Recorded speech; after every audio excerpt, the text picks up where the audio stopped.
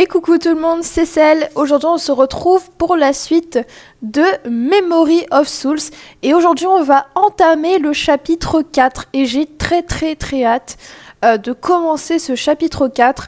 Et de tout simplement commencer les prochains chapitres également. J'espère que vous avez aussi hâte que moi. En tout cas, sans plus attendre, on va commencer ce nouveau chapitre. Chapitre 4, te protéger. Bon alors malheureusement il va falloir que je fasse une coupure et que je revienne demain pour vous terminer le chapitre, mais c'est pas très grave. Après une vive altercation avec Armel, me voilà devant l'agence, avec Arthur. Mon cœur est incandescent dans ma poitrine et je suis à bout de nerfs.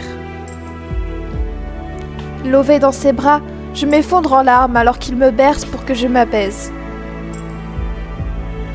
Je ne te laisserai pas, je te l'ai promis. Je reste avec toi, Elise. Tu m'entends? Je suis là, quoi qu'il m'en coûte. Même si c'est difficile, je reste. Pardonne-moi d'avoir voulu fuir. Est-ce ces mots que j'avais besoin d'entendre?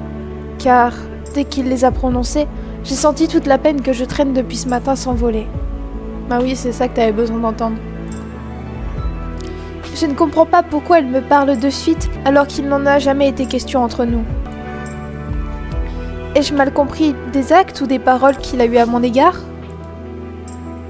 En attendant, sa voix me berce et je me sens plus légère. Mais il ne me lâche pas. Il continue de me serrer fort en caressant mon dos, doucement. Bon, on va le serrer dans les bras. Je décide alors de me décrisper et d'étendre mes bras pour les nouer autour de lui. Cette étreinte fait battre mon cœur d'une autre manière. C'est doux et agréable. Il me lâche enfin, puis prend mon visage entre ses deux mains. Oh, le petit rapprochement! Je reste interdite.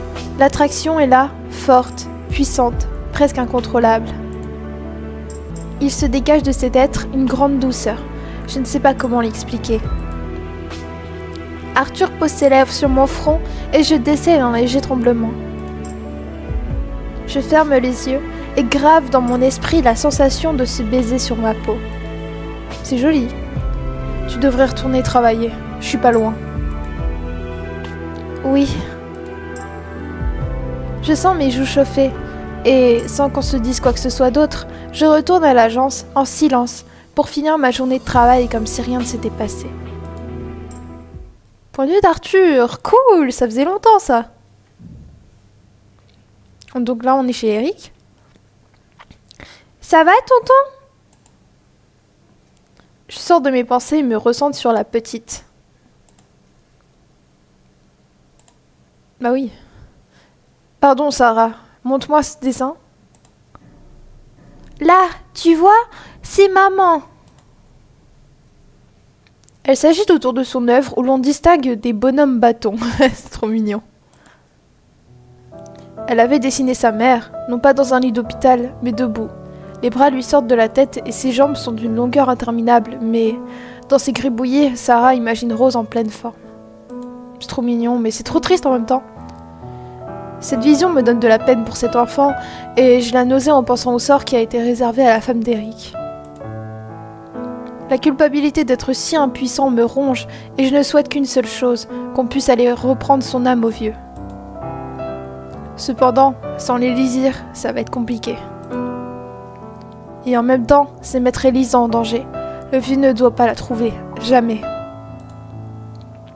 Pour savoir exactement quel sort il lui réserve, il est de mon devoir de la maintenir éloignée de lui. Je n'ose imaginer s'il arrivait à s'emparer de son âme. Pour le moment, je suis la seule personne capable d'appréhender les plans du vieux et de sentir aussi précisément l'aura d'Élise. Oula. Tonton! Pardon Sarah. Je suis un peu fatiguée. La petite me regarde avec un air sérieux avant de grimper sur mes genoux pour se mettre à ma hauteur. Tu es triste? Je lui souris. C'est que c'est perspicace un gamin. On va dire oui. Oui. Pourquoi? Parce que j'ai peur. Pourquoi? Parce que je veux pas que les personnes que j'aime aient mal à cause de moi. Pourquoi? Elle me fait rire. Parce que j'ai dit des choses qui ne sont pas très gentilles à une personne que j'aime. Pourquoi? Oh non, c'est interminable. Est-ce qu'elle va arrêter à un moment donné? C'est infatigable ce truc-là. C'est clair. Allez ma chérie, au lit. Sauvé. Je regarde mon ami avec gratitude. Il ne masque pas son amusement. Je pense qu'il profite que sa fille est un autre interlocuteur que lui à assommer de questions. Ah, le petit malin Eric. On va se venger, hein. Sarah saute dans les bras de son père, comme si tout ce que je venais de lui dire s'était envolé en un instant. En même temps, c'est une gosse, donc bon. Elle se rend pas forcément compte. Il monte à l'étage pour me laisser seule avec mes pensées. Aujourd'hui, le lizard s'est manifesté avec presque autant d'intensité que la première fois, lors de ces attentats. C'est ma faute ou faire attention? Bah non, c'est pas de ta faute si Elise elle a des engueulades avec Carmel, c'est pas de sa faute, c'est pas de ta faute. Donc non, faire attention. Je dois faire attention. Je ne survivrai pas s'il lui arrivait un truc à cause de moi. Oh, c'est trop mignon. Cette nuit, je l'ai laissé tomber. J'ai fui comme un lâche. Après tout ce qui lui arrivait dernièrement, elle avait besoin de mon soutien. Bah ouais, tu l'as laissé tomber. Par contre, là, je suis d'accord avec toi. Au lieu de ça, je lui ai dit que je ne reviendrais pas auprès d'elle dans la réalité et j'ai quitté le rêve. Non mais au final, t'es revenu quand même. À quoi tu pensais, pauvre con? Qu'elle allait se réveiller le matin comme une fleur et passer une belle journée? Ouais, je suis d'accord avec toi, Arthur. Je le sais pourtant. Ce qui se passe lorsque nous rêvons, elle et moi, affecte sa réalité. Que, même une fois réveillée, elle ne comprend pas ses troubles émotionnels. Aujourd'hui a dû être terrible pour elle. Son état d'anxiété suite à cette dispute a créé en elle une blessure que je n'aurais pas soupçonnée. Au point qu'à la première petite contrariété, tout explose. La pauvre, elle n'a dû rien comprendre.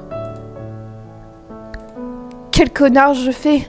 En quelques jours, je lui annonce qu'elle est en danger et qu'on la recherche pour lui voler son âme.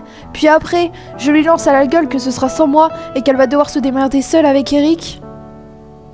Même si ça ne change rien à ta manière de la protéger, tu t'attendais à quoi, gros débile? Je dois être vigilant. J'ai failli faire jaillir l'Élysire alors qu'elle n'était pas prête. Les conséquences auraient pu être dramatiques. Il est en colère là, Arthur, hein, contre lui, mais en même temps il a raison de se... Des fois, vous savez, il faut être en colère contre soi-même parce qu'il faut se raisonner soi-même. Parfois, t'en as besoin intérieurement pour aller mieux. T'en tires une de ces têtes. Enfin, je veux dire, plus que d'habitude. Très drôle, Eric. Tu as fait vite? Ouais, pour une fois. Il s'installe à mes côtés. Bon, je t'écoute. Tu vas pouvoir m'expliquer un peu ce qui te mine ainsi. Je lui raconte en détail comment Élise, attristée après notre dernier rendez-vous nocturne, n'a su contrôler l'élysire. Waouh. Comme tu dis. Tu vas faire quoi? Je suis revenue sur mes mots de cette nuit. Ça l'a de suite apaisée. Elle n'a rien dû comprendre. Non, mais elle s'est laissée porter par son soulagement interne. Cette dispute était vraiment douloureuse pour nous. J'étais consumée par ma tristesse et ma souffrance. Alors j'ai quitté le rêve, je suis qu'un gros naze. Tu vas la voir cette nuit? Je soupire. On va aller s'excuser. Il faudrait que j'aille m'excuser. Ce serait un bon début, oui. L'Élysire s'est apaisé. Ouais. J'ai surveillé Élise de près tout le reste de la journée. Aucun signe alarmant. L'Élysire est complètement instable. Il va falloir que je reste plus souvent près d'elle. Tu veux dire plus que d'habitude? Je ne réponds pas à sa question et c'est à son tour de soupirer. Il passe une main dans ses cheveux, l'air blasé. Tu ne peux pas rester collé à elle 24 heures sur 24, 7 jours sur 7. Je sais, mais j'ai l'impression qu'il suffit d'une seconde d'inattention et... Tu ne veux vraiment pas essayer de t'organiser avec les autres sentinelles? Ils ne sont pas assez compétents, pourquoi? Pourquoi? On va pas être méchants. Pourquoi faire ça? Tu sais que ça nous mettrait en danger plus qu'autre chose. Toi le premier, tu m'as dit encore récemment qu'il ne ferait pas le poids. Je le pense toujours. Mais il y a une différence entre s'organiser avec eux pour qu'ils t'aident et faire le travail tout seul. Ouais, je suis d'accord avec Eric. Ils vont encore me ralentir. Les précédentes expériences m'ont fait comprendre cette amère leçon.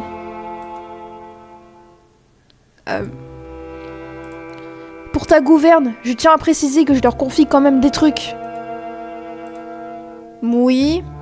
Seulement lorsque tu es obligé de t'absenter pour qu'ils gardent un œil sur Élise. C'est un peu léger. Aucun d'eux n'a mes compétences, mon savoir, mes ressentis. Aucun d'eux ne pourrait tenir ne serait-ce qu'une seule seconde face au vieux. Il s'en est pris à bien trop de monde comme ça. Je pense que ça suffit. Je sais qu'Eric a un tout autre avis sur le sujet. Il respecte cependant mon silence. Je vais commencer par aller m'expliquer auprès d'elle, avant d'aller dormir. Cela me semble sage, en effet. C'est toujours étrange de parler d'Élise comme de personnes distinctes. Ouais, c'est vrai, c'est bizarre. Mais peut-être qu'un jour ce sera une personne, du coup, je suppose. Je sais, c'est d'autant plus troublant pour moi. Tu ne crois pas qu'un jour les deux Élises vont se réunir? J'avoue, c'est ce que je disais. Tu sais combien il ne faut pas que cette réunion arrive? Mais oui, ça va se faire. Du moins, c'est ce qu'elle croit. Moi aussi, c'est ce que je crois. Et quand Élise espère, elle croit dur comme fer que ça va arriver un jour. Pour ma part, je pense qu'elle ne retrouvera jamais ses souvenirs. On ne sait pas, hein. Et moi, je pense que ce que tu dis à propos d'Élise est aussi valable pour toi. De quoi tu parles? Il pose sa main sur mon épaule, le regard compatissant. Mon frère, toi aussi, tu transformes tes espérances en croyances.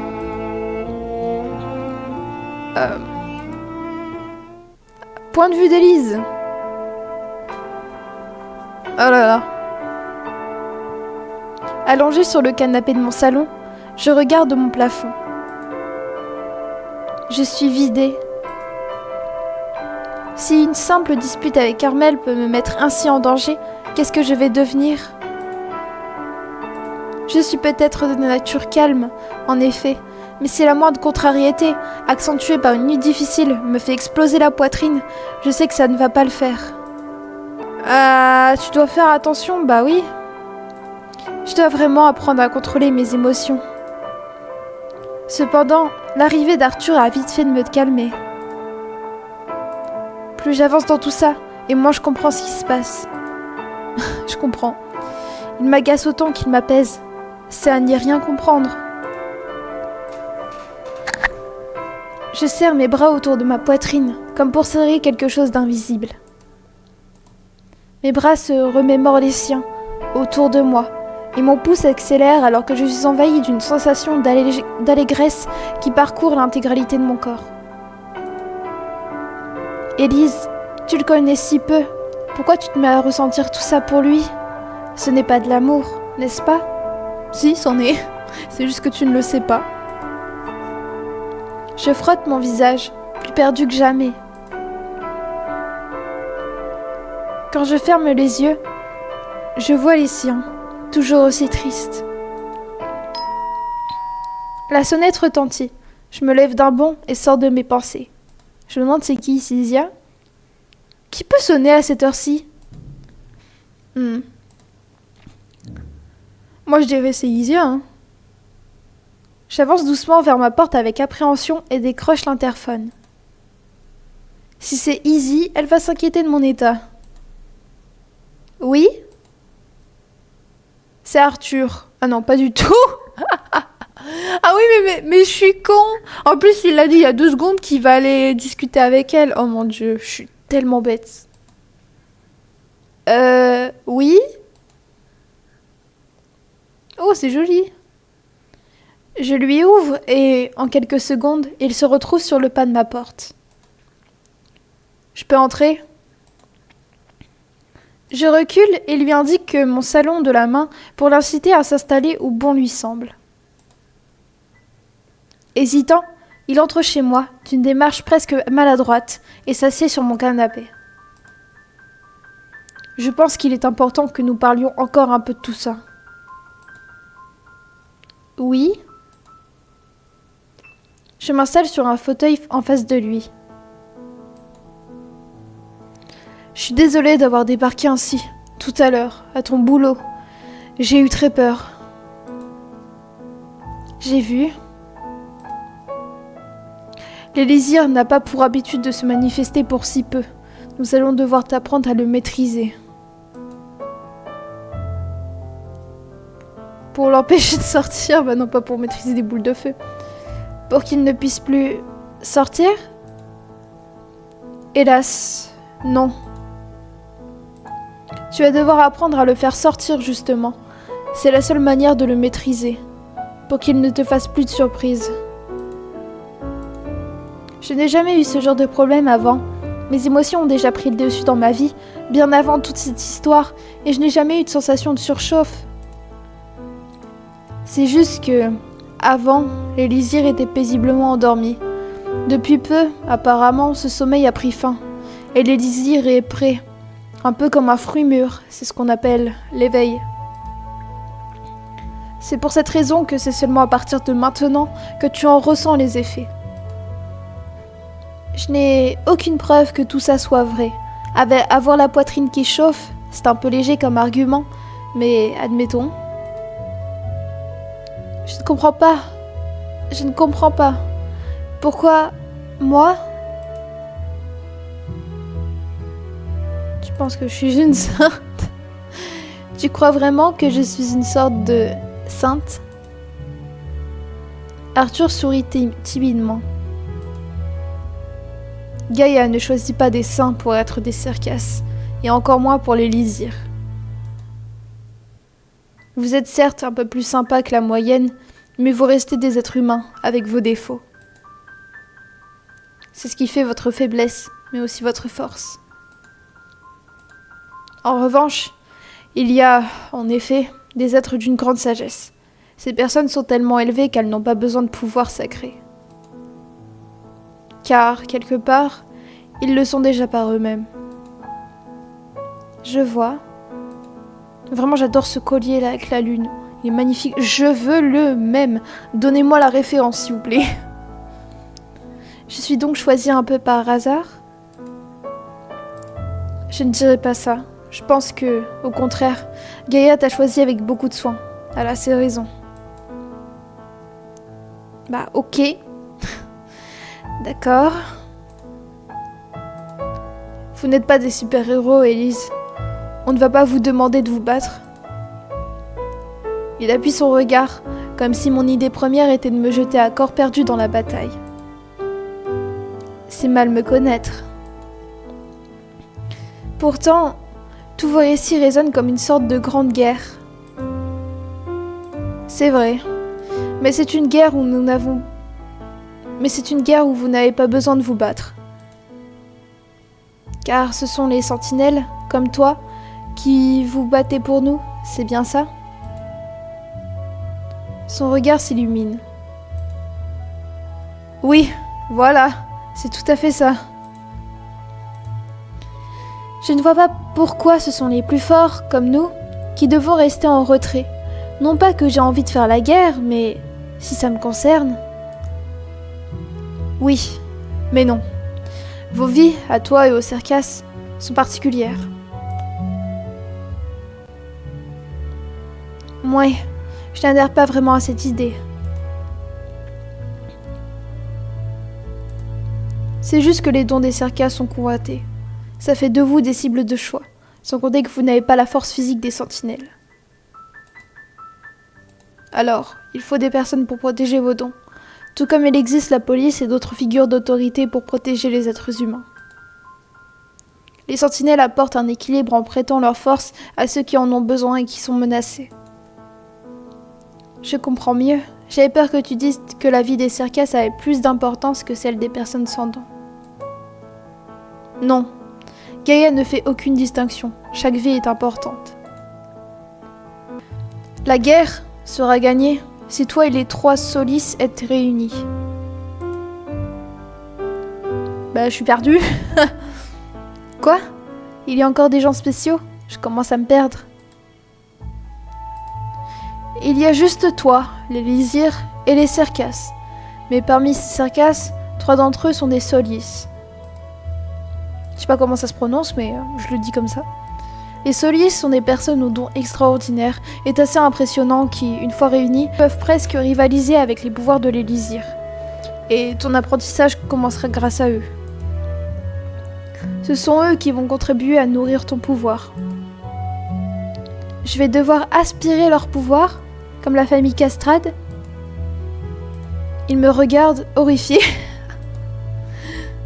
Bien sûr que non, les Néantis n'ont pas du tout les mêmes intentions que les Cercas ou que les Lysirs.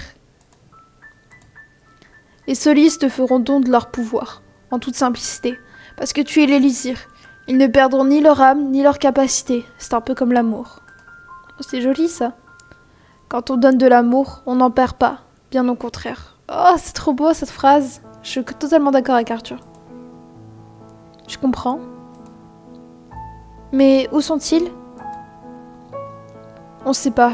Eric, Rose et moi, on les cherche depuis des années, sans succès. C'est clair qu'ils seraient un atout de taille à nos côtés. Mais est-ce que ces personnes sont conscientes d'être des Solis ?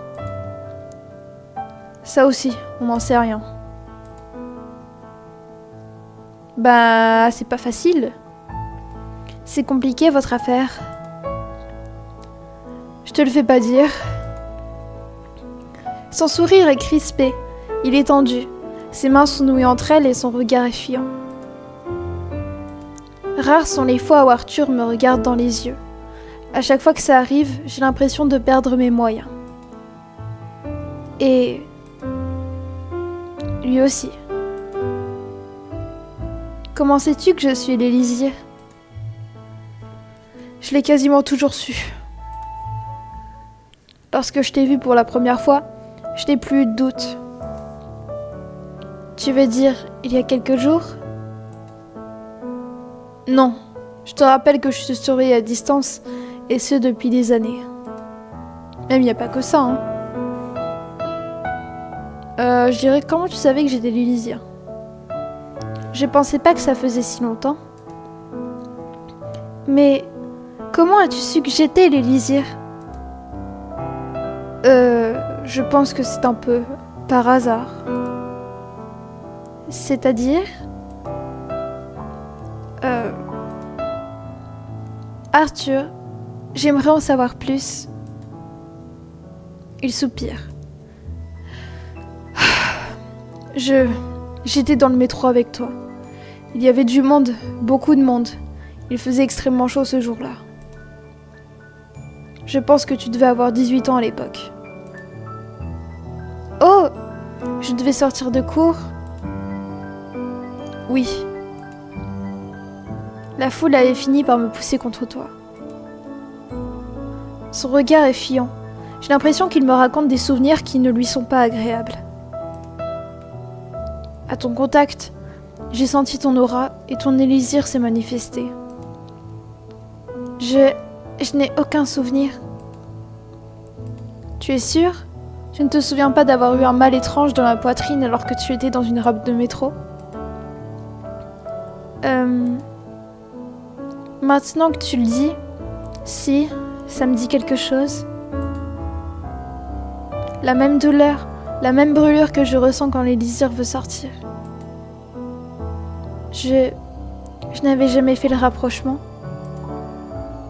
Donc, tous ceux qui me touchent peuvent sentir mon élixir? Non, ça ne marche pas ainsi. Mes capacités font que j'ai pu le ressentir à ton contact.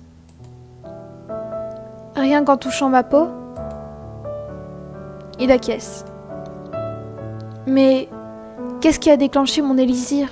Si j'ai bien compris, j'ai besoin d'avoir une source de stress, d'angoisse ou d'émotions intenses pour que la douleur arrive. Qu'est-ce qui s'est passé ce jour-là? Même s'il devait y avoir du monde dans le métro, ça ne devait pas être angoissant à ce point, non? Je sens fortement sa nervosité. Il ne me dira pas tout. Il y a encore beaucoup d'informations qui m'échappent dans tout ça. D'accord. Je ne te sens pas convaincue. Oui, enfin, pas entièrement. J'ai l'impression que tu ne me dis pas tout. Il se raidit. Puis il finit par me servir un sourire espiègle. On ne peut rien te cacher. Ou alors, c'est toi qui caches mal certaines choses. Haha. Aussi. En tout cas, je suis sincère quand je te dis que je ne comprends pas tout dans ce qui s'est passé. Il y a des parties de mon histoire que je ne saurais pas t'interpréter et que je préfère garder pour moi. Ok, je n'insisterai donc pas. Merci. Je reviens à notre conversation initiale. Comment faire pour trouver les Solis si vous les avez autant cherchés sans y arriver? Je pense que ton réveil va contribuer à les faire venir à toi. C'est donc à partir de maintenant qu'il faut être vigilant, parce que le camp adverse est lui aussi sur les dents. Un frisson me parcourt le corps. Ces gens sont allés jusqu'à créer une fusillade, juste pour me flanquer la trouille de ma vie, et pour que je devienne repérable. Bah ouais. Quel sort m'aurait attendu s'il m'avait trouvé? Je frissonne de nouveau, mal à l'aise. J'entends mon cœur battre dans mes oreilles et la peur me prendre au ventre. Je commence à prendre conscience que ma vie est réellement en danger. Je réalise que toute cette histoire farfelue est bel et bien réelle. Car mon être tout entier résonne à ces mots. Élise. Je ne sais même pas me battre, et je n'en ai pas envie. Peut-être qu'il faudrait que je quitte la ville, voire même le pays. Mais pour aller où? Je n'ai jamais voyagé. Je ne suis pas une grande aventurière. Élise. Rien que l'idée de parler à des inconnus, ou même de faire du camping, me met en panique. Je sens une main se poser sur la mienne et je sursaute. Élise, arrête de te tracasser. Parce que si je sens la peur, je ne sais pas. Je reconnais que je commence à avoir peur et... Arthur serre sa main autour de la mienne. Je sens mon cœur s'accélérer de plus belle et la chaleur de ce contact se propage en moi. Il ne t'arrivera rien. Nous sommes nombreux à veiller sur toi, dans l'ombre. Élise, je serai toujours là pour toi. Tu es en sécurité à mes côtés. Je te l'ai promis, je ne t'abandonnerai pas. Tu comprends? Je me sens totalement incompétente, inutile. Non, tu ne l'es pas. À mon sens, personne ne l'est. J'acquiesce, suspendu à ses lèvres. Soudain, très silencieux, il regarde nos mains l'une à l'autre et son pouce caresse délicatement ma peau. Oh, regardez le livre, Yannine, là en bas.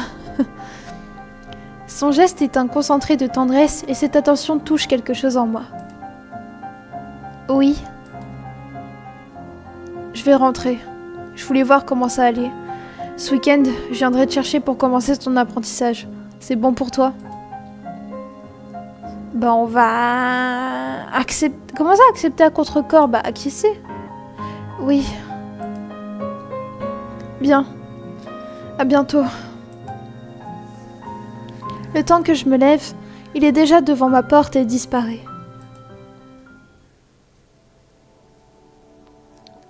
c'est le rêve. J'avance vers la silhouette d'Arthur assise par terre. C'est si rare de le voir ici avant moi. Il m'entend arriver et se tourne illico en se levant. Élise. Je ne sais pas comment réagir face à lui et après ce qui s'est passé la nuit dernière. Je me laisse tomber.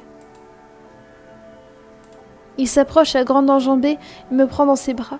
Je me laisse faire. Je suis désolée. J'aurais jamais dû te laisser. Je sais que c'est dur pour toi, Arthur, mais ça l'est d'autant plus pour moi. Je sais. Je sais. Je suis si seule, Arthur. Ne pas avoir conscience du rêve dans ma réalité, c'est si dur.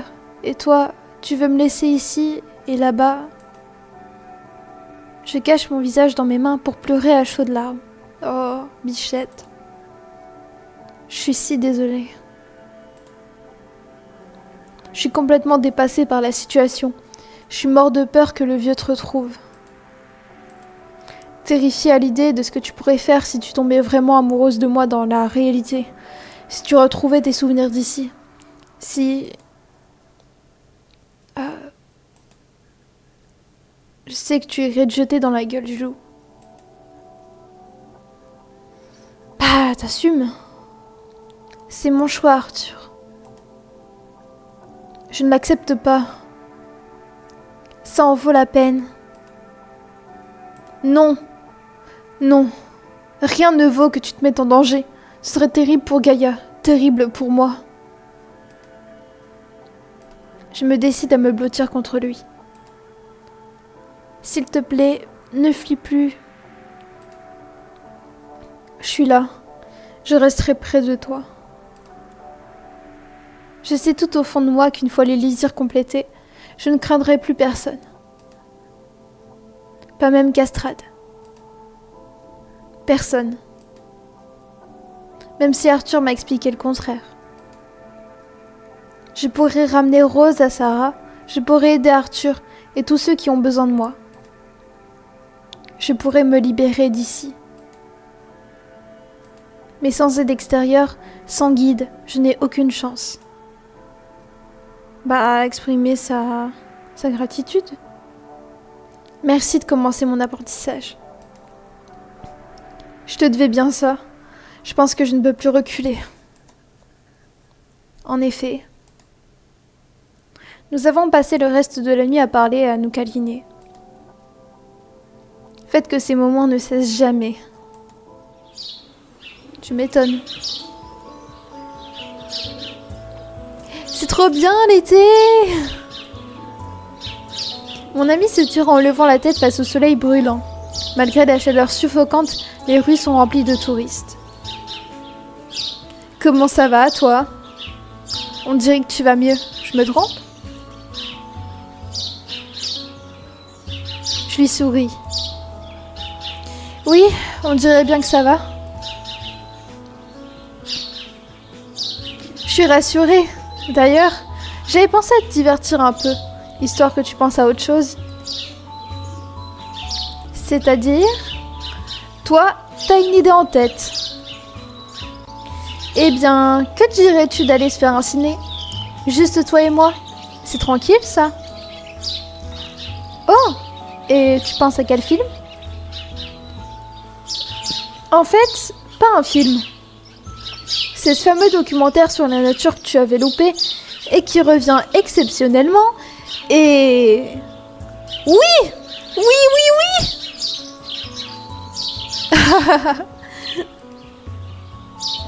Tu ne m'as même pas laissé finir. C'est oui. Isia me fait un clin d'œil. Même si la seule séance est à 22h30. Oh putain, c'est long ça. Enfin, c'est tard. Oui. C'est un peu tard, mais bon. Oui, je sais. Sortir vendredi soir me fera du bien. Mon esprit est un peu trop absorbé par ce fameux apprentissage qui m'attend le lendemain. Je me demande bien à quelle sauce je vais être mangée. quelle ironie, Élise. Je ne sais vraiment pas à quoi m'attendre. Arthur est plutôt discret en ce qui concerne les détails.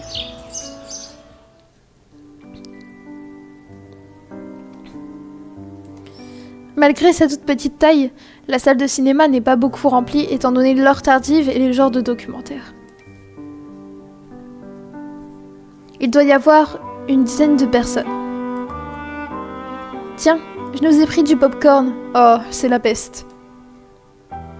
Oh, moi c'est plutôt sucré. Hein. Sucré? Carrément. Nous plongeons nos mains dans l'immense pot cartonné. Merci, Izzy. Oh, avec plaisir.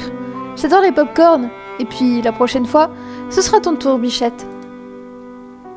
Je parlais pas de ça. Je serais bien qu'elle est au cinéma pour voir un documentaire sur la nature. C'est pas ce qui te passionne et... Elle prend ma main et la serre dans la sienne. Je sais que si tu avais été à ma place, tu m'aurais proposé un documentaire sur le catch. Bah, tu souris. Je souris. Tout le monde sur Terre mérite d'avoir une meilleure amie aussi attentionnée que la mienne. T'es chou. Les lumières s'éteignent et la projection commence. Voir de si belles images sur un écran si grand, c'est une merveille. J'en prends plein les yeux et tout m'émeut. Je sens le regard d'Izzy sur moi. Elle me sourit, heureuse de me voir aux anges. C'est trop chou comme moment, ça. Après presque 1 heure de documentaire, la lumière d'une torche électrique vient m'éblouir les yeux. What? Oula! C'est qui, elle? Ouah, elle a une tête, elle a fait de la chirurgie. Ou c'est comment, je ne sais pas, mais on dirait Kim Kardashian un petit peu, vous trouvez pas? Je distingue alors une silhouette de femme que je ne connais pas. Avec ses ongles là et tout là, putain. Elle fait vraiment biatch, hein. Wow, sa tête là, elle fait peur, mon dieu. Son téléphone collé à l'oreille, elle me dévisage et son sourire me glace les entrailles. Tu m'étonnes. Oh, elle fait peur avec sa bouche et tout là. Allô? Dites à votre patron que je l'ai trouvée. Elle est sous mon nez et il n'y a pas de doute, c'est bien elle. Oh la biatch! Oh là là, elle, je vais pas l'aimer. Elle, je vais pas l'aimer du tout. Putain de merde! Je n'ai pas le temps de comprendre quoi que ce soit qu'Isia se lève pour se dresser entre l'inconnu et moi et fait voler sa torche d'un coup de la main. Oh putain, Isia, c'est la beste. Izzy! Les quelques personnes de la salle se tournent dans notre direction. Oh là là, j'ai le corps affolé là. Connasse! Élise! Va-t'en! Mon cœur se met à battre très fort et je ne comprends rien à ce qui se passe. Cramponnée à mon fauteuil, je regarde ma meilleure amie se jeter sur la femme. Oh là là, Isia c'est la best, Isia c'est la best. Izzy! Isia lance des coups de poing avec une précision et une agilité que je ne lui connaissais pas. Allez, fais-toi défoncer la gueule, connasse. Je l'aime pas du tout. Son adversaire n'a pas l'air de savoir aussi bien se battre que mon amie, mais elle arrive à lui attraper le poignet. Dès que ses doigts touchent la peau d'Isia, je vois que quelque chose ne va pas. Stoppée net dans son élan, Isia chancelle, les yeux exorbités, en haletant pour chercher de l'air, comme si une main invisible était en train de l'étrangler. Est-ce qu'on lui jette des popcorn? Oh, je justerai des popcorn, moi. Je jette ce que j'ai sous la main, à savoir mon paquet de popcorn à moitié entamé. Ma maigre tentative pour sauver mon ami est plus que vaine. Je suis royalement ignorée et Isia souffre. Oh non, c'est horrible. La douleur dans ma poitrine se réveille aussitôt et je sens mon cœur se mettre à chauffer douloureusement. Putain, pourquoi elles peuvent pas passer un moment tranquille sans qu'il y ait un de ces connards pour les déranger? Non mais sérieux, c'est chiant. Sans réfléchir, je me jette sur le visage de la femme pour qu'elle lâche prise. L'effet de surprise, bien que très léger, laisse l'opportunité à Isia de se dégager pour lui asséner un coup de pied dans le ventre, où ça fait mal. Expulsée contre le mur, l'ennemi se redresse avec lenteur, comme si elle ne souffrait pas. Isia se place de nouveau devant moi, tel un bouclier humain pour me protéger. Élise, surtout, ne la laisse pas t'approcher. Si elle te touche, elle est capable de voler ton oxygène. Quoi? Comment tu... Essaye de quitter la salle par tous les moyens. bah, courir, pas sans toi. Bah, j'aurais dit pas sans toi, mais... Ouais. Je veux pas te laisser. Ne t'en fais pas pour moi. J'ai bien plus de chance si je n'ai pas à te protéger. Qu'est-ce qu'elle raconte? Oh putain. Une détonation d'arme à feu m'explose les tympans. Putain de merde. La femme avait sorti un revolver, il est pointé sur nous. Les gens hurlent et se mettent à courir en direction des sorties. Mais cours, Élise! Pour accompagner ces menaces, elle tire 2 fois et blesse gravement une personne. Oh non! Des cris de terreur et des sanglots m'agressent. Ma poitrine me fait encore plus mal. Je commence à suffoquer. La ferme! Tout le monde reste ici! Je veux voir vos mains, sinon il vous arrivera la même chose! Oh putain, elle a vraiment le même là, elle fait vraiment la même tête que le même. Je vais vous mettre à côté, vous allez comprendre pour ceux qui n'ont pas la ref. Oh putain, elle s'est pris... Oh, s'est pris une balle. Oh my god. Oh, par contre, c'est bien fait, mais c'est... Ouf. Je sens Isia trembler et tituber. Sa jambe est en sang. Isia, tu es blessée. Tu saignes. J'étreins les épaules de mon amie et prie pour me sortir de ce cauchemar. Allez, ma belle, tu vas me suivre sans discuter.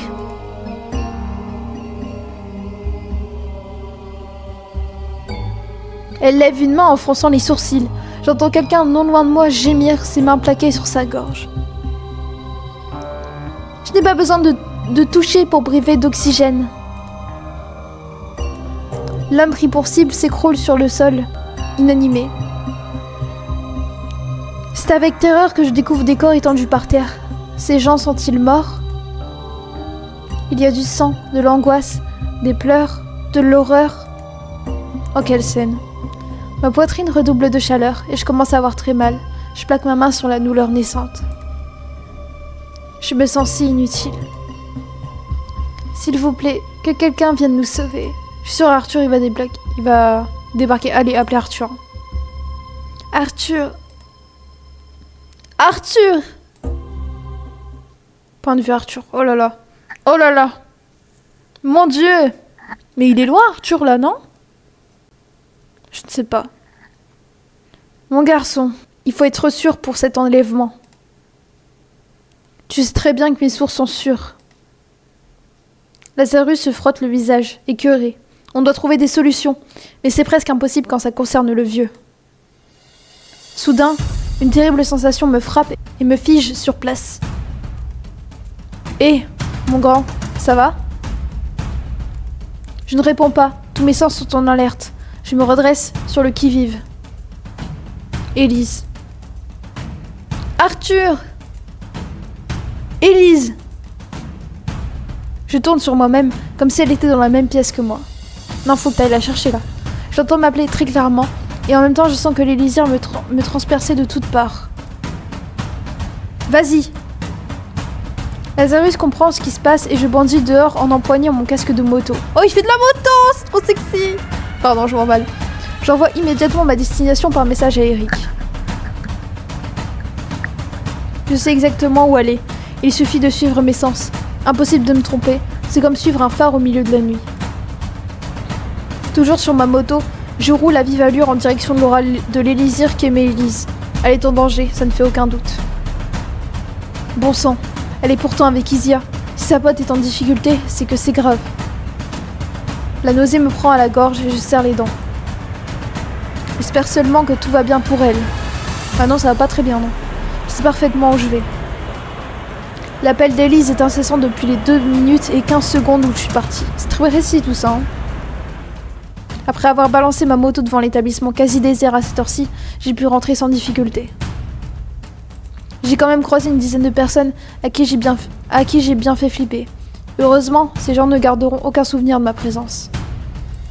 C'est la première fois que j'arrive à supprimer des mémoires aussi rapidement. L'adrénaline aidant, je n'ai même pas eu à me concentrer. Tout s'est quasiment fait instantanément. J'arrive dans la salle de ciné où je sens la présence d'Élise et d'un coup d'œil, j'analyse la situation. Visiblement blessée à la cuisse, la douleur n'empêche pas la sentinelle de mener un combat effréné contre... putain. C'est Arya. Consciente qu'elle ne doit pas se laisser toucher par la néantisse, Isia esquive tous les coups et contre-attaque avec une grande vitesse malgré sa blessure. Ok, donc c'est une néantisse, Arya. Elle n'a pas volé sa réputation. Cette ordure est capable de voler de l'oxygène instantanément à une personne qu'elle touche. Elle peut aussi s'attaquer à une personne à quelques mètres d'elle, cependant ça lui demande un peu plus d'effort et de concentration. Je constate la présence d'un flingue par terre. Pourquoi ? C'est pour riposter. Histoire de riposter quand ses adversaires sont hors d'atteinte. Je plonge dans la bataille à mon tour et Arya n'a pas le temps de me voir arriver que je lui décoche une droite magistrale en lui brisant la mâchoire. Ouh, ça fait mal, ça. Elle s'écroule au sol, inconsciente. Allez, bim! Haletante, Isia se redresse comme elle peut pour me faire face. T'en as mis du temps. Je pensais pouvoir compter sur toi, pour une fois. Oh, la ferme! J'étais en train de lui régler son compte. C'est facile d'arriver pour le coup final. Elle ne finit pas sa phrase et s'écroule par terre, épuisée. Je m'approche d'elle pour lui venir en aide, mais elle me stoppe d'un geste de la main, les yeux rivés sur Elise à 2 mètres de nous. Tapée sur le sol, elle nous regarde de ses yeux ronds. La soulever par les épaules. Je pose mes 2 mains sur ses épaules pour l'aider à se relever et la rassurer. Elle tremble de tous ses membres, pourtant elle se penche vers Isia qui semble souffrir le martyre. Izzy. Bordel, je douille. Tu m'étonnes, ça doit faire mal. Elle m'a pas loupé. J'essaie de m'abstenir de tout commentaire. La scène parle d'elle-même. Faut être impressionné par Isia quand même. Je ne peux m'empêcher que d'être impressionné par la force d'Isia. C'est un miracle qu'elle ait réussi à tenir face à une néantisse telle qu'Arya. Même si je sais que c'est insuffisant pour en venir à bout. Heureusement que je suis arrivée à temps. Et toi, arrête de me regarder comme ça, avec cet air suffisant. Sûrement en train de penser qu'on est des incapables. Mais toi, hein? T'étais où? Elle se lève, hors d'elle. Je ne sais pas comment elle fait pour tenir debout avec sa jambe en sang.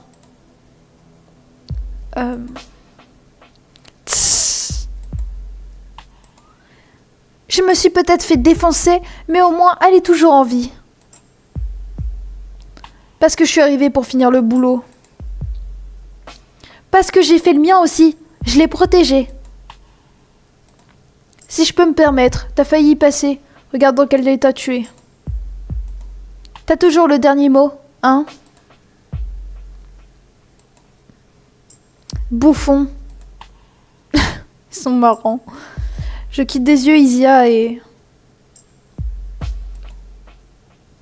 Tu devrais regarder un peu sous ton nez.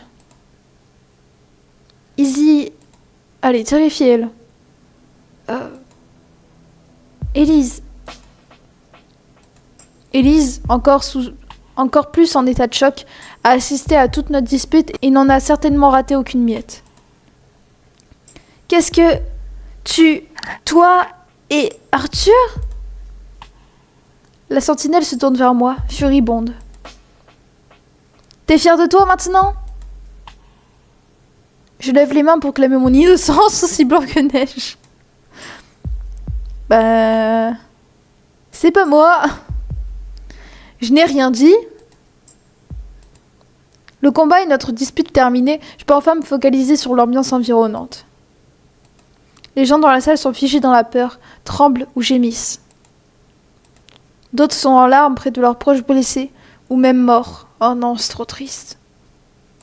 Je compte 3 personnes asphyxiées et une autre blessée par balle au visage. Oh putain. Ainsi qu'Arya, qui gise par terre, évanouie, la bouche en sang. Ça doit faire mal, ça. Rien que plus avec sa bouche bien gonflée par le botox, là, ça doit être joli à voir. Hein. J'entends crier, gémir, pleurer, appeler. Soudain, comme un éclair dans mon cerveau, je sens les lisirs. Je pousse Isia et me baisse vers Elise qui est en train de se boucher les oreilles. Je les entends. J'ai mal. Tu as mal où? Comment ça? Tu as mal où? Dis-moi. Partout, j'ai mal. Je la secoue. Elle est en proie à une détresse qui est en train de la consumer littéralement. Je pose ma main sur sa poitrine et elle n'a jamais été aussi brûlante. Hé, qu'est-ce que tu fous? Je ne lui prête pas attention, trop préoccupée par l'état d'Élise. Élise, si tu continues, l'élysire... Mais elle ne m'écoute pas et m'amène toujours la douleur de ce qui l'entoure en se basculant d'avant en arrière. Ça ne sent pas bon du tout. Qu'est-ce qu'elle a? Bah, il faut partir, je pense. Faut qu'on se tire d'ici. J'essaye de l'aider à se mettre debout, mais impossible. Elle est clouée au sol, insoulevable. Elle ne répond plus rien, comme possédée. Isia, aide-moi. On doit partir d'ici. Dis-moi ce qui se passe. Elle est en train de se faire submerger par l'élysire. Tout ça, c'est trop pour elle. Je désigne de la main l'horreur environnante. Les cadavres, les blessés, les cris, la douleur. Je sens la peine et la terreur d'Élise dans mes entrailles. Non pas que je ne sois pas horrifiée par un pareil spectacle qui me donne juste envie de vomir, mais comparé à sa souffrance à elle, ce n'est rien. Je partage littéralement ce qu'elle ressent, et là, c'est à la limite du supportable. Je pourrais tourner de l'œil d'un instant à l'autre. Le pouvoir de l'élysire va sortir, sans qu'elle ne puisse le contrôler. Isia écarquille les yeux, prenant conscience tout à coup du danger imminent, même si, ni elle ni moi, ne savons à quoi nous attendre. Élise, reprends-toi. Élise, lève-toi, faut qu'on parte. Élise, tu m'entends? J'essaye une fois de plus de la soulever, mais c'est comme si elle pesait une tonne. Isia vient à son tour m'aider, mais constate la même chose que moi. Morts, ils sont morts, j'entends. Je commence à mon tour à avoir mal dans la poitrine. Bon sang, qu'est-ce qui se passe? J'ai jamais ressenti ça auparavant. Me voyant m'accrocher à mon t-shirt, une grimace de douleur sur le visage, Isia m'interroge. Qu'est-ce que t'as?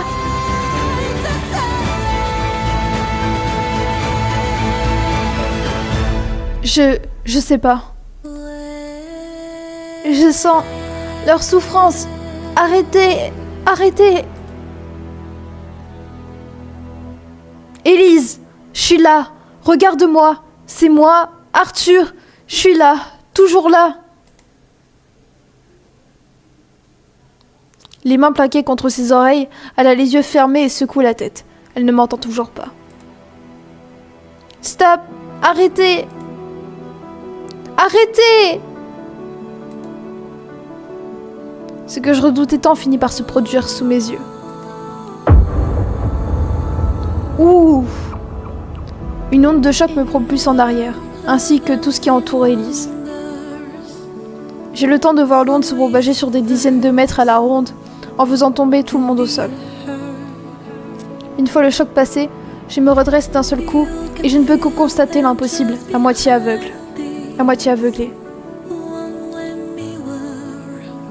Wow, c'est beau! Élise lévite, debout, les yeux fermés. Une aura lumineuse blanche l'entoure et se dissipe peu à peu, aspirée au milieu de sa poitrine. Elle retombe comme si la gravité avait repris le dessus, et je plonge sous elle pour la réceptionner dans mes bras. Élise! Élise! Ça va? Je l'allonge sur le sol et pose mes mains un peu partout. Son visage, sa poitrine est revenue à une température normale, mais elle ne se réveille pas. Arthur, je me tourne, Élise toujours dans mes bras, et je vois les morts et les blessés commencer à remuer. Arthur, la blessure a disparu. En effet, sa cuisse qui aurait dû être perforée est complètement saine. Oh, elle a guéri les gens autour d'elle? Oh, c'est trop stylé comme pouvoir. Putain.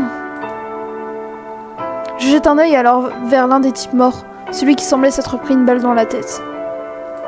Le mec commence à bouger lui aussi. Sa copine accroupie face à lui, le visage inondé par les larmes, semble lui parler, consciente d'être face à un miracle. C'est pas bon. Pas bon de quoi? Tout le monde est guéri? Et moi aussi? Je ne suis plus blessée. Bah, Elise va mal. Ah ouais? Et tu crois qu'elle est dans quel état, là? Oh, c'est Elise, ça fait longtemps qu'on l'a pas vue. Bordel, il s'est passé quoi ici? Hailey! J'ai senti une énergie folle depuis des kilomètres. Je sais pas si le vieux Castrad ne l'a pas ressenti aussi, mais j'ai l'impression que j'arrive après la bataille. Y'a de ça. Il faut dégager d'ici. Partez! Isia, prends-la et ramène-la chez elle. Je vous rejoins là-bas. Et toi? T'occupe pas de ça. Je couvre vos arrières. Les mercenaires des castrades vont sûrement rappliquer. Ni une ni deux, elle s'approche de moi. Je dépose Elise dans ses bras et elle s'en va sans se retourner. Moi non plus, je ne les regarde pas partir et plonge sur Aria pour la remettre KO avant qu'elle ne soit totalement réveillée. Lorsque je sens Elise assez loin de moi, je peux enfin faire ce que je sais faire. Je me concentre, paupières fermées. Je sens cette énergie partir depuis mes doigts, mes orteils, traverser l'intégralité de mon corps pour migrer jusqu'en haut de mon crâne. Je la sens ainsi bouillonner dans ma tête. Quand elle est enfin à son paroxysme, je laisse mon pouvoir jaillir de mon corps. Une onde de choc, presque semblable à celle d'Elise, envoie de nouveau au tapis toutes les personnes environnantes. Les jambes tremblantes, je pose un genou à terre, exténuée. Je sors mon téléphone et appelle Eric. Arthur! Oui, le ménage est fait de mon côté. Parfait, de mon côté aussi. Tous les accès aux appareils technologiques ont été brouillés. Personne n'a pu filmer, prendre des photos ou envoyer des messages depuis l'endroit que tu m'as indiqué. Oh, ça c'est trop stylé comme pouvoir. Bien.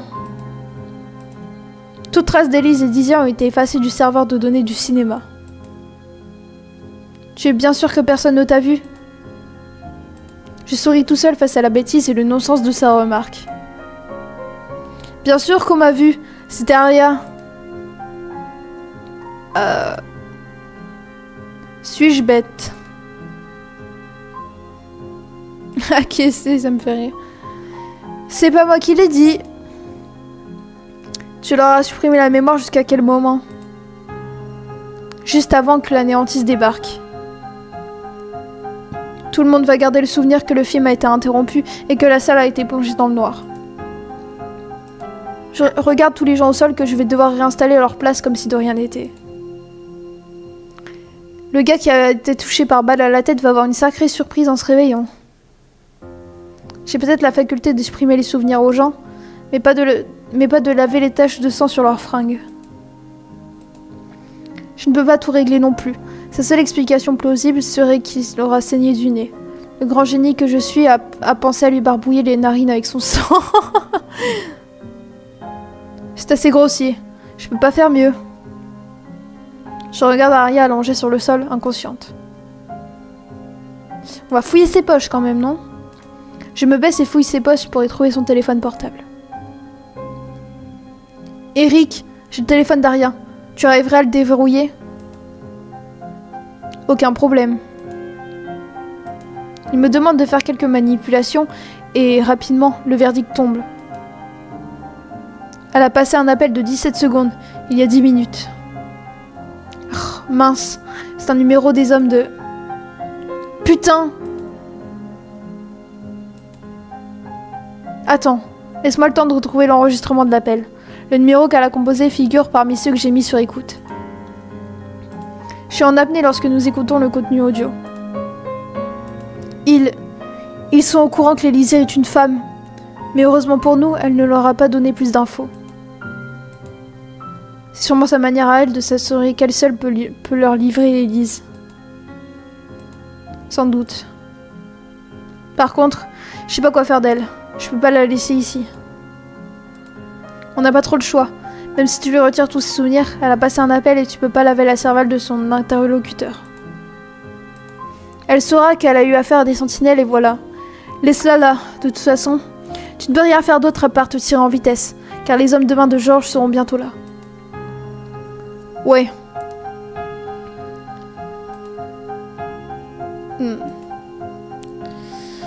Qu'est-ce que tu ne me dis pas? J'ai senti un truc d'énorme ici. Me dis pas que... Je lui raconte en quelques mots l'explosion de l'Élysire. et le plan résurrection qu'elle nous a fait. C'est pas vrai. J'espère juste qu'elle s'est réveillée. Tu peux me rejoindre chez elle? J'arrive. Nous raccrochons. Une boule est en train de se former dans mon ventre. J'entre chez Ellie sans y avoir été invitée et je tombe sur Isia, penchée sur le canapé où repose son amie. J'ignore la sentinelle et fonce sur l'être le plus cher à mes yeux.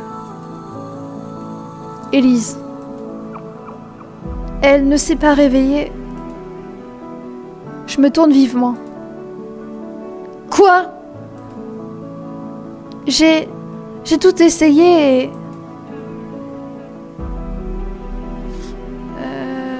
Je la secoue par les épaules? Je sais pas. Je secoue Élise par les épaules, mais rien. Cherche pas. Je lui ai hurlé dessus, les giflé, lui jeté de l'eau. Je lui ai même fait respirer des trucs et des machins. Rien. C'est pas possible. On va caresser sa joue. Pris par le désespoir, je caresse la joue d'Élise. Réveille-toi, Élise. C'est comme si tout ce qui était autour de nous n'existait plus et je la prends dans mes bras pour enfouir son visage contre ma poitrine. Je la sens respirer normalement et je ne peux pas m'empêcher de serrer son corps contre moi, en priant tout ce que je peux pour qu'elle se réveille. Je n'ai jamais été confrontée à ce genre de situation, pas préparée à la perdre de cette manière. Sauver toutes ces personnes lui a demandé bien trop d'énergie. Allez, Élise, tu as sauvé tout le monde, tu peux te sauver toi-même. Je la berce et j'ai le cœur à l'envers. Je prends une de ses mains que je plaque sur ma poitrine. Non mais ça va pas toi, lâche-la. J'entends Isia me parler, mais je ne sais pas ce qu'elle dit. Je suis totalement centrée sur Élise. Je me concentre sur elle, sur la chaleur que dégagent ses doigts sur mon torse. À quoi me servent mes dons ici? J'ai beau pousser ma concentration au maximum, rien ne vient. Laisse-la respirer. Élise, tu m'entends? Reviens avec nous. Je sens alors le bout de ses doigts remuer légèrement entre les miens. Je me redresse, plein d'espoir. J'entrelace mes doigts dans les siens qui continuent de bouger très faiblement. Mais le reste de son corps demeure inerte. Arthur! Eric s'approche de moi et se baisse pour se mettre à la hauteur du canapé. Il se tourne enfin vers Isia et la salue d'un signe de tête des plus chaleureux. Isia. Eric.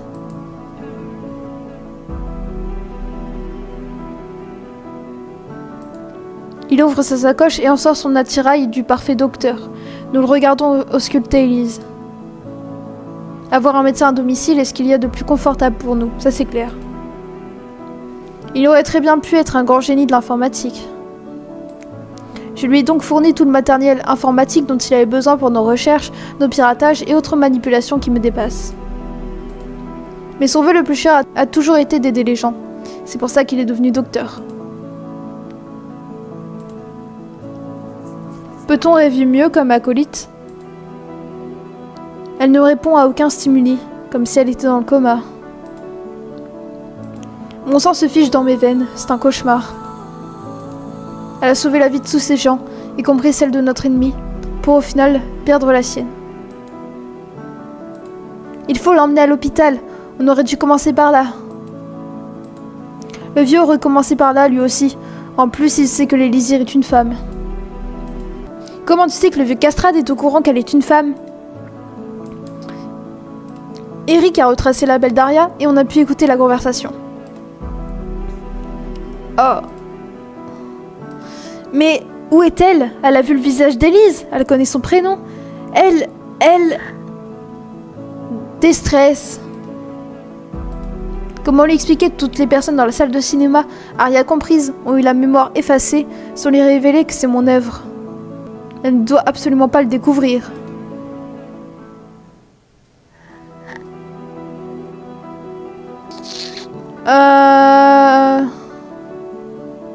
Moi je dirais ça. Je me suis chargée de tout. Comment ça? Me dis pas que tu l'as tué. Quoi? Non. Mais quand tu es partie avec Élise, J'ai vu que tout le monde avait oublié ce qui s'était passé, comme par magie. Alors j'ai replacé les gens sur leur siège, ainsi qu'Aria. Tu te souviens de tout, toi? Oui. Je la laisse réfléchir pour qu'elle fasse ses propres suppositions, comme si j'étais un peu débile. Je pense que c'est Elise qui a dû faire ça, quand l'élixir a explosé.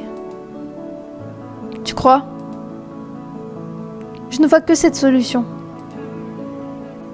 Je pense qu'Izzy a raison. Et pour Elise, qu'est-ce qu'on peut faire? On peut pas la laisser comme ça. J'ai peut-être une solution.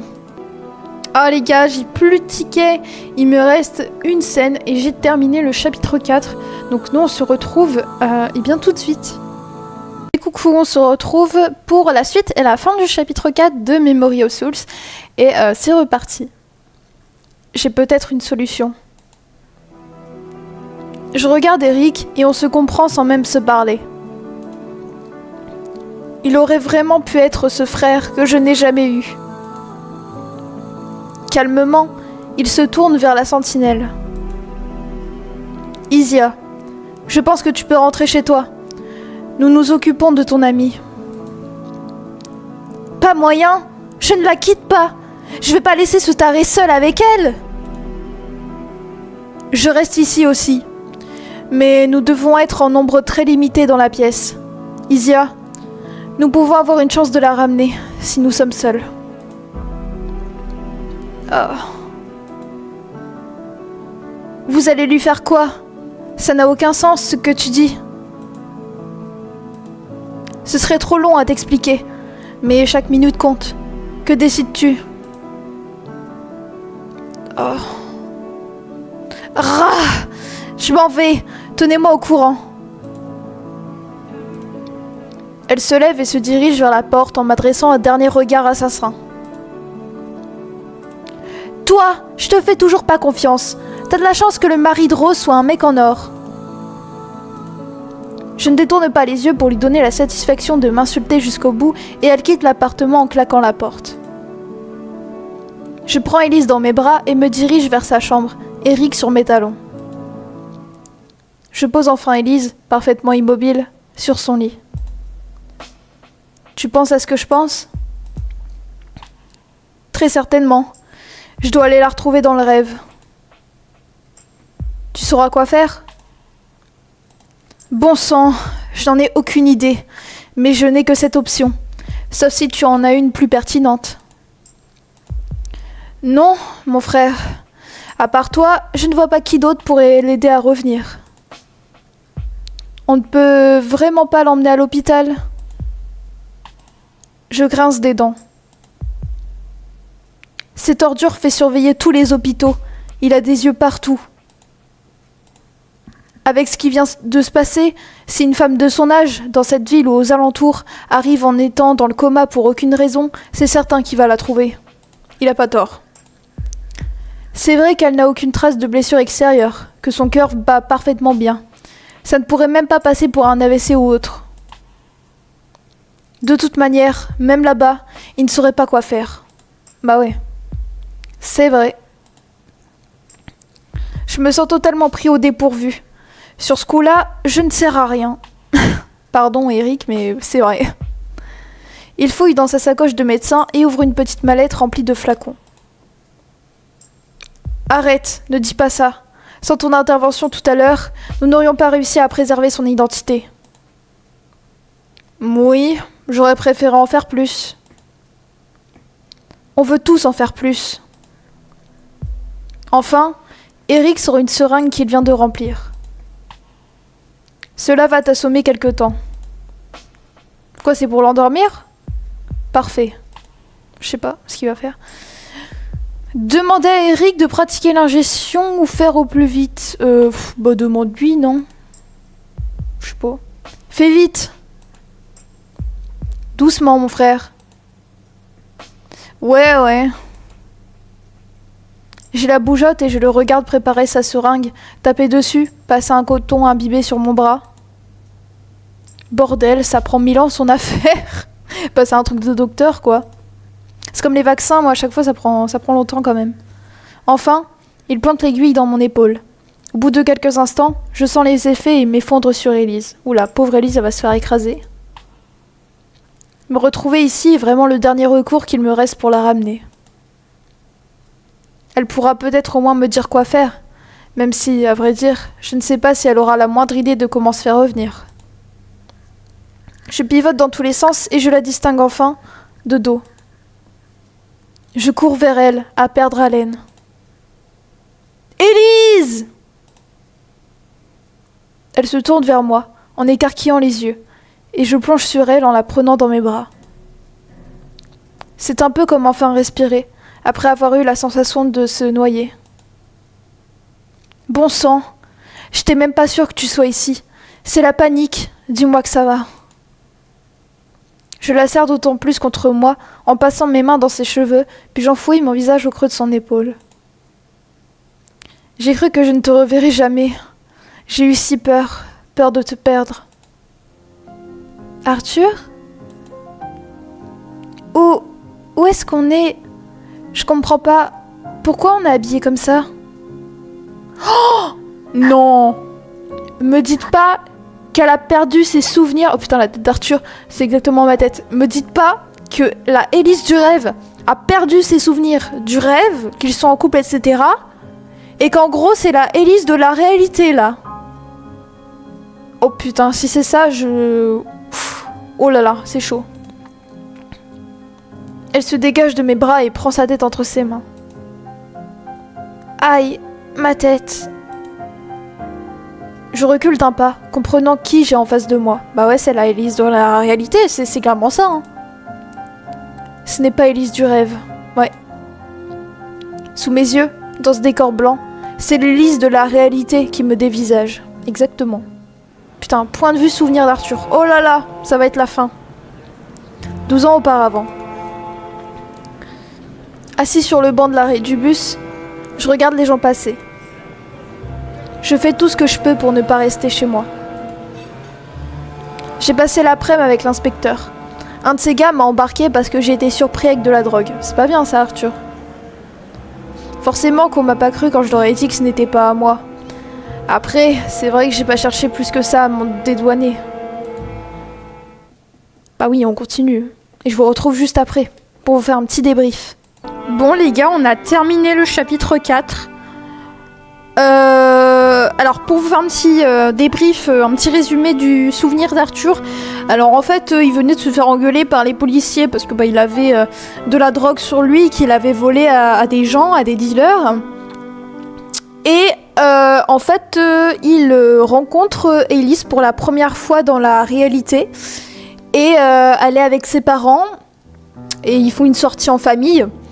Élise se fait embêter par des camarades de classe qui sont beaucoup plus adultes qu'elle, enfin en tout cas de la mauvaise façon, c'est-à-dire que Élise, elle est assez infantile dans sa façon de s'habiller, de faire les choses. Elle va regarder des dessins animés plutôt que des films pour adultes qui ne sont pas adaptés pour son âge. Et les gens de sa classe l'embêtent parce que pour eux, elle est trop, c'est trop une gamine. Et Arthur va assister à la scène et ne va rien dire au début, mais va l'aider à la fin en allant affronter, en allant confronter les gens qui l'embêtent. Et c'est trop mignon parce que du coup, c'est la première fois qu'il la voit dans la vraie vie, mais il va quand même l'aider, quoi, entre guillemets, même si elle n'est plus là. Donc voilà, en gros. Donc moi, ce chapitre m'a vraiment beaucoup plu. Et nous, on va se retrouver pour le chapitre 5 très bientôt. Et moi, je vous fais plein de bisous. Ciao!